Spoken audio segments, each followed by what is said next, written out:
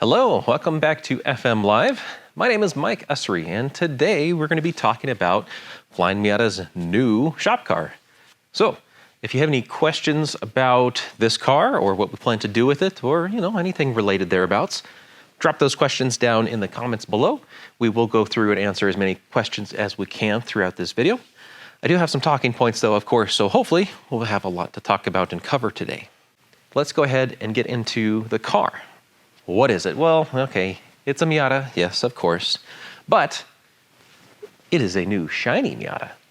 This is our new 2024 model Miata. This is, of course, a Soul Red example, the only acceptable color choice in Mazda's palette at the moment. So, beyond that, surface level, let's just go over some of the quick details. It is brand new. We did buy it from a Mazda dealer. It's not a used car. We are actually still in the break-in process. I think that Mazda requests 600 miles, I believe. Basically, about 2 tanks of gas before you should romp on it. But it's still in that process. We've got, I think, around 200 miles on it at this point, still just driving it to get it broken in. It is a GT trim model, which means that it does come with a lot, but not all of the options. We'll take a look more in the interior and show you some of the, niceties that you get with the GT model. But otherwise, on the outside, it looks pretty familiar. If you have an ND or if you have, seen NDs, of course, it looks pretty close to the same. Now, the GT model, not the club model, does have some of the standard bits, like it doesn't have the additional aero package, it doesn't have, the special wheels or Brembo brakes, that kind of stuff. And that's okay. We're not really too terribly concerned about most of those components at the moment, but we did need a newer car for product development and testing. So let's go ahead and talk a little bit about that, because of course, it's shiny, it's cool, it's a new car, all of that, that's wonderful. But why does Flyin Miata need a new car? Well, as time goes on, Mazda does make changes to these cars.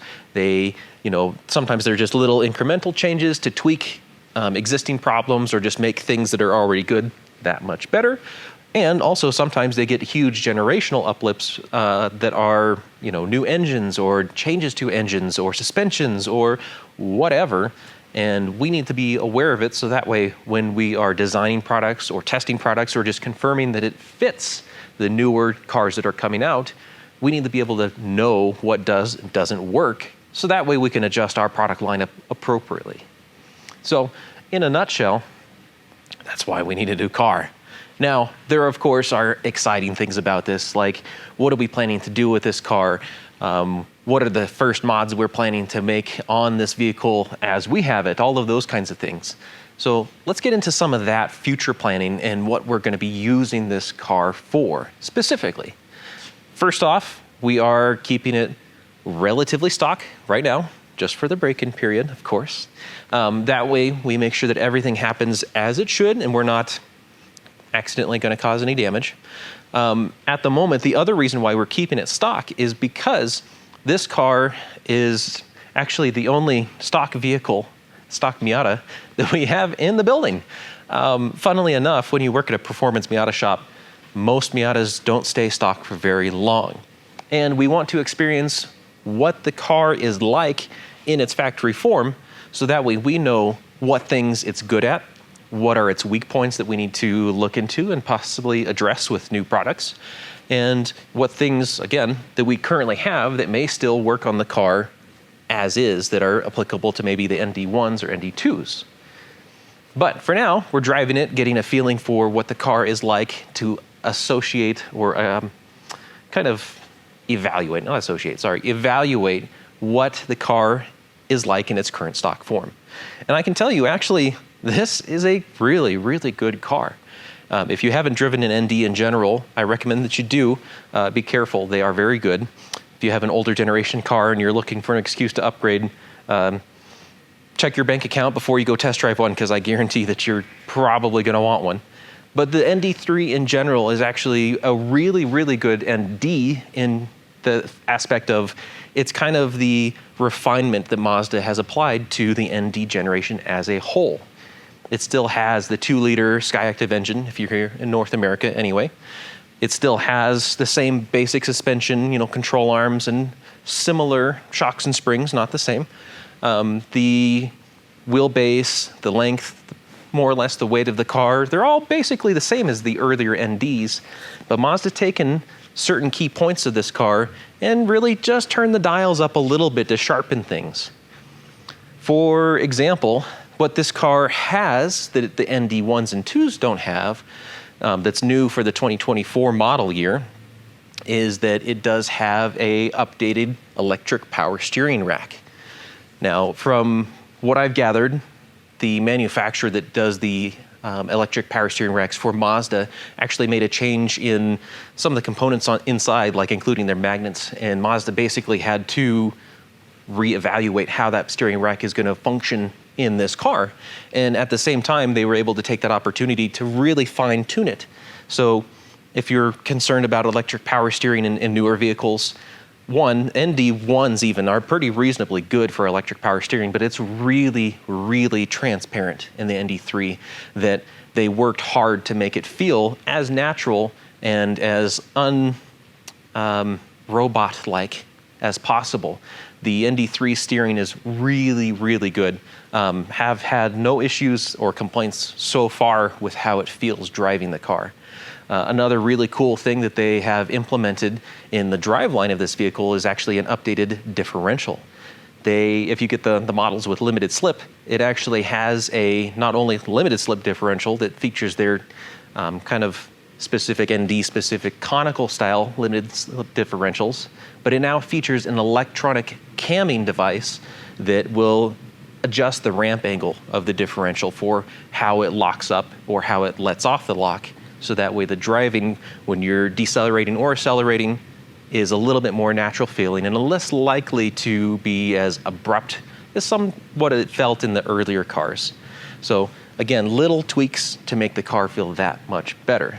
One of my favorite things that's new and special about the 2024s, the ND3s, is that they have finally adopted LEDs on a lot of the lighting for this car that was before incandescent. Why does that matter? I think it's cool. LED lighting, especially when it's implemented as a factory solution, can be very reliable. You can usually get much better light output at, basically you don't have the downsides or downfalls of implementing a DIY LED solution. So like you can have a really nice clean and clear cutoff line for your headlights and still be actually bright enough to throw enough light down the road to be usable compared to some earlier versions of LED headlights or even like DIY solutions. The other thing is that it actually allows them to use a really cool architecture for the taillights in particular, which I'll show you. Because not only the headlights are LED, but the taillights, which I think just in general, the design of the taillights, they look similar to ND1s and 2s, but check that out. I just can't get over how cool the taillights are in the ND3s, that kind of turbine look to them. I just almost drool every time I see it. But it's all LED. The other cool thing, I think, about this that I'll pop on for the turn signals, which are also LED, is that now the entire blade portion of the turn signal is lit up. It has a kind of a not a refractor lens, but kind of a diffuser lens, I suppose. And it looks really, really clean and sharp. With the ND1s and 2s, it is an incandescent bulb in here, and we do have LED upgrade kits for it, but having a factory implementation that looks this sharp and this bright is really, really neat. I've already heard of at least a couple of people that are swapping these taillights into the earlier ND1s and 2s, so I don't know if that's going to be something that just takes off, but it sounds super cool. As I was mentioning, you can get some really good light output from factory implementations of the new LED headlights. So not only are the low beams and of course high beams LEDs, but even the turn signals and the running lights are LED now as well. So you get this nice, sharp, crisp, true white color, and then flipping on the turn signals or the hazards, You have a really nice, basically white to amber turn signal.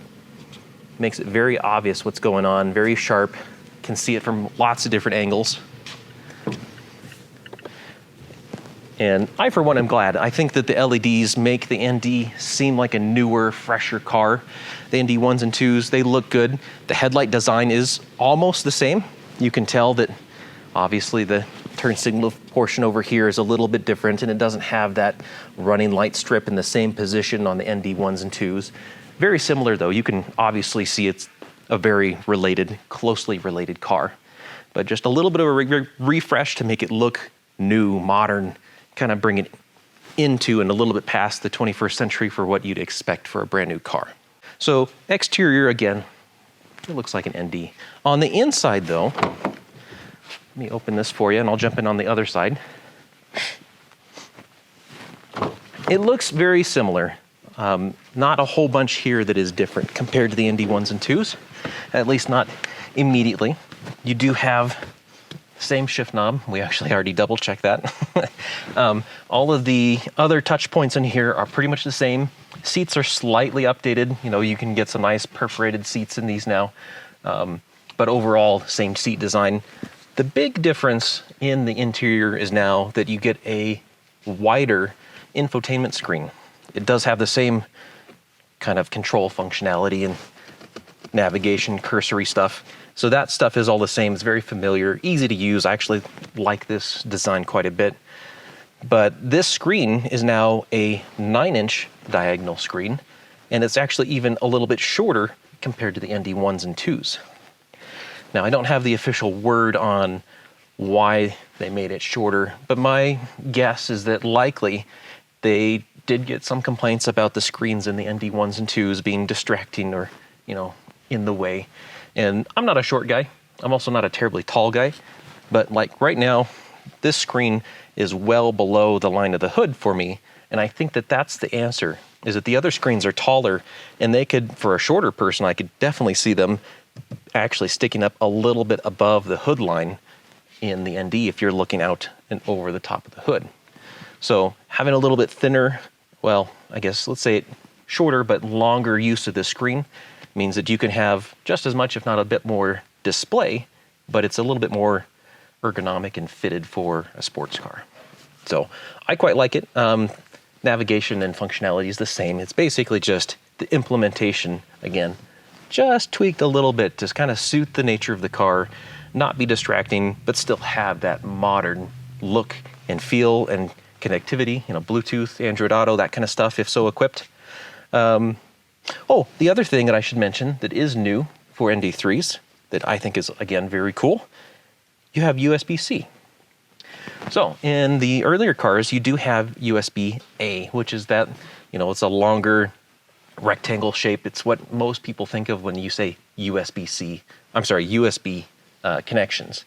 And it's a USB standard that's been around for a long time. Lots and lots of devices use it. You know, almost every USB cable that you've got in your house probably has one end with USB-A. But USB-C is becoming more and more popular.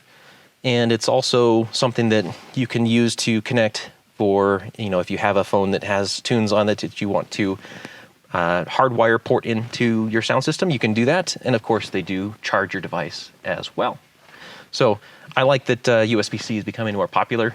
As kind of a bit more on the tech nerdy side myself, seeing more and more USB-C equipped items is really handy.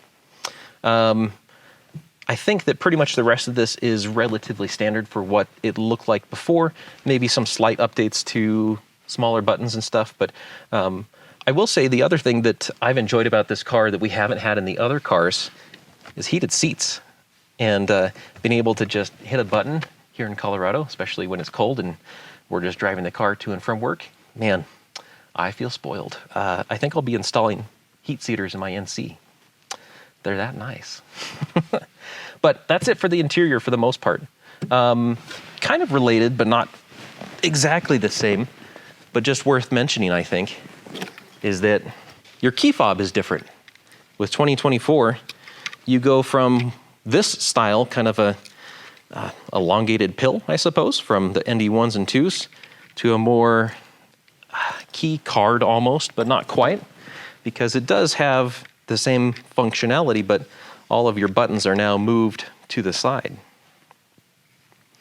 So, does it fit in your pocket better? I actually didn't really try that.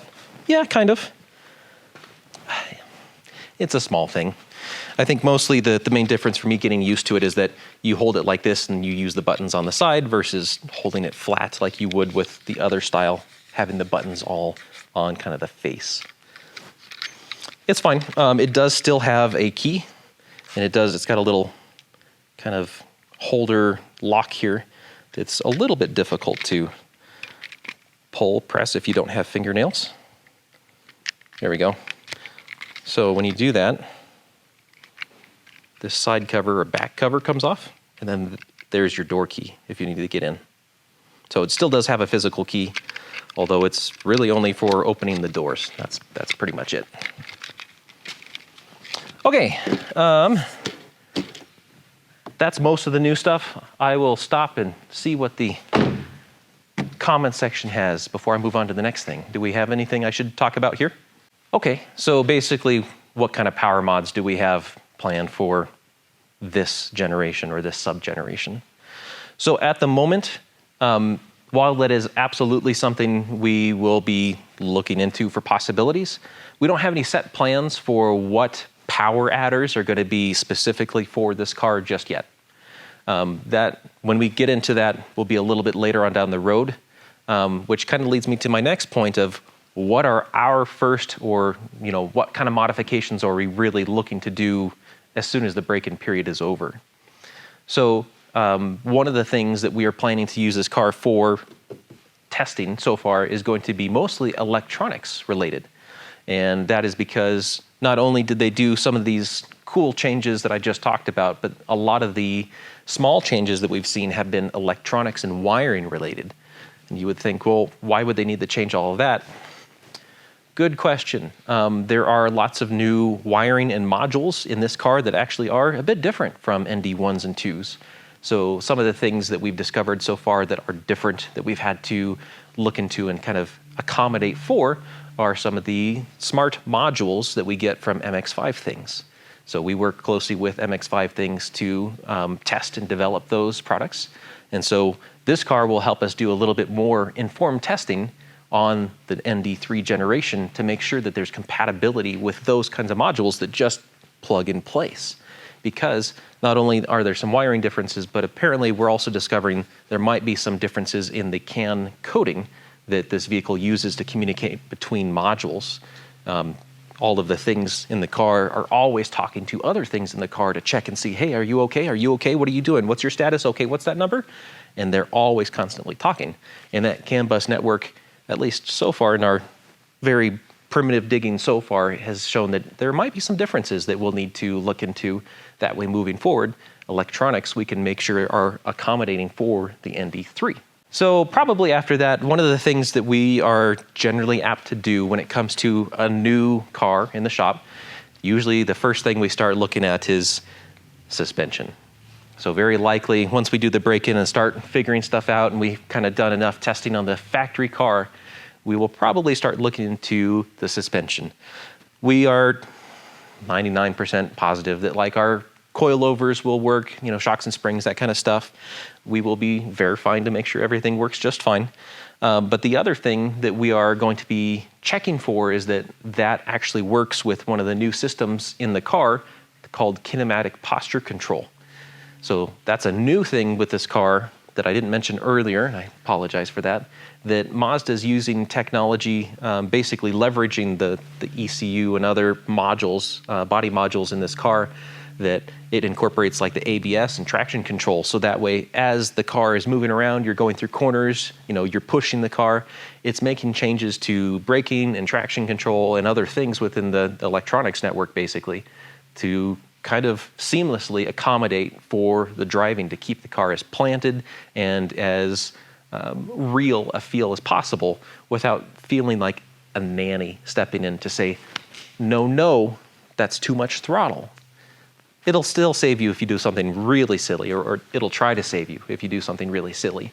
But this car is trying to utilize and really leverage those electronic functions to make it feel and give you better control without making it feel like you're being hovered over. So our suspension kits, we know, we're fairly confident that they fit and work all that, very well on this platform because it is physically the underpinnings are the same. But we want to make sure that stuff like that doesn't cause any other issues with the way that the vehicle handles and feels once it's all installed. So if we need to make any slight tweaks or changes to our products, we can do that. So suspension is definitely one of the things that we're very interested in looking into to make sure it fits, it works the way it should, and if there's any updates, we can take care of it.